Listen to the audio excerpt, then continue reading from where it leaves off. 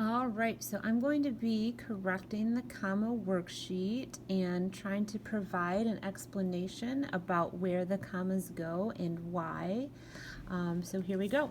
So number one, I went to the zoo and saw lions, tigers, and bears. So for this one, I'm going to comma after lions and after tigers. And this is going to be rule number one because we are listing. Now we don't want the comma after, or excuse me, before the first and because we're not combining two complete thoughts. The issue is that we have items in a list. All right. Number two, Sarah is friendly, quiet, and responsible. So again, we're listing friendly, comma, quiet, comma, and responsible. So same issue as number one. Again, it's rule number one, items in a list. Number three, the bill was, of course, more than we thought it would be. So this time we have an interrupting phrase.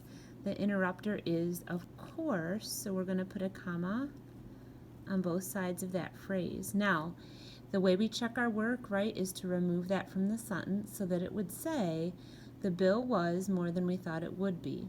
Okay, and we can see that that still makes sense. Our rule for interrupters is rule number 5. Number 4, after Seth graduates from college, he will get a job as a doctor. This time we have one of those introductory phrases, and it ends after college, and you can kind of even hear where my voice pauses. And introductory phrases goes with rule number 7. Number 5, Mr. Lawton said, please make sure you are seated and ready to go. So when we see a direct quote, we want to start by thinking about rule number 6. And we know when we're leading into a direct quote, it comes right before the quotation, punctuation before quotation. Number 6, my parents are the nicest people in the world. Oh, let me try that again. My parents, the nicest people in the world, will be busy this summer. So we're getting extra unnecessary information about my parents. So we're going to say my parents, comma. Oh, that doesn't look very good. The nicest people in the world, comma, will be busy this summer. So that's extra information about them. We don't really need it to make the sentence complete or make sense. So we know that that's in a positive phrase because we're renaming or giving extra information about our subject. If you said rule number 9, I wouldn't say you're wrong because they're so closely related. All right, number 7, English class is a ton of fun, but it isn't as much fun as gym class. So this time we're combining two complete thoughts. English class is a ton of fun. It isn't as much fun as gym class. Two complete thoughts, so we need a comma and a fanboy. Comma always comes before the fanboy. Number 8, my cousin, who is older than I, is having another child. So this time, that information, who is older than I, we do need that information because otherwise we wouldn't know which cousin this person is talking about. So because it is essential information, this is when we don't need the commas. So we're still going to say, right, that goes with rule 8, or I would accept rule 9, but we just don't need the commas this time. Number 9, Brennan, I really enjoyed hanging out today, so we're directly addressing Brennan. We're speaking to him directly. So when we start by addressing a person, it's going to be Brennan, comma, and direct address is rule number 3. Number 10, I was born on February 24th, 2000 in Muskegon, Michigan. So rule number 4 deals with dates and city-state. So I know we always want one in between the city and the state, and then between the day and the year, and then because we're continuing our sentence after the year, we want one after 2000 as well.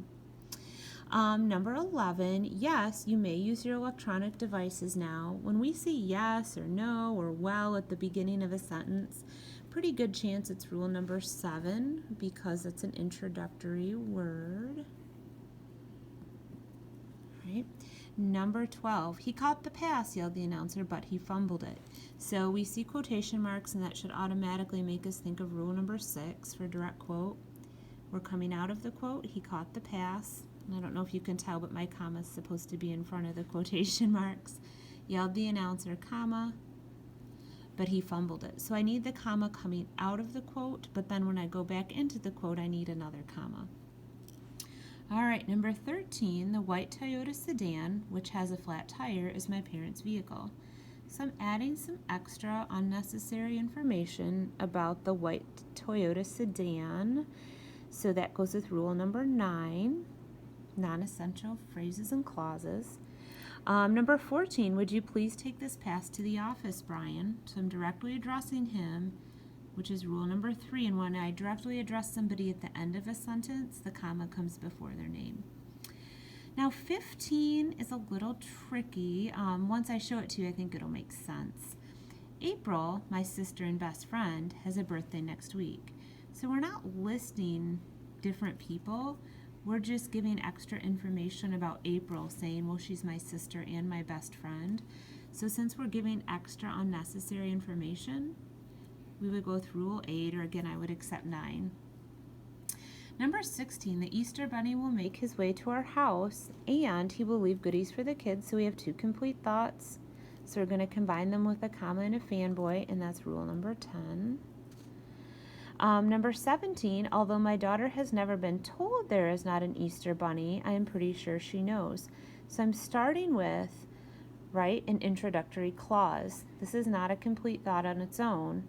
And guys, just remember, and that's rule 7, if we were to flip the order around, then we would not need the comma. I'm pretty sure she knows, although my daughter has never been told there is not an Easter Bunny. So if we flip it around, the comma is not needed. Number 18, you can start a sentence with because if you do it correctly. Because we are not going away for spring break, comma, we will take some day trips as a family. So this works just like number 7. So if you ever see a sentence starting with although or because or since, there's a very good chance that it's rule 7, introductory phrases and clauses. It will be nice, however, to just have a break. So we're interrupting an otherwise complete sentence with the word however. So interrupters are rule 5. And then finally, number 20, we're directly addressing Samuel. We're saying, Samuel, what is your birthday? Since we're speaking directly to him, comma after his name, and that goes with rule number 3. All right, so I will have a separate video for the other side of the worksheet.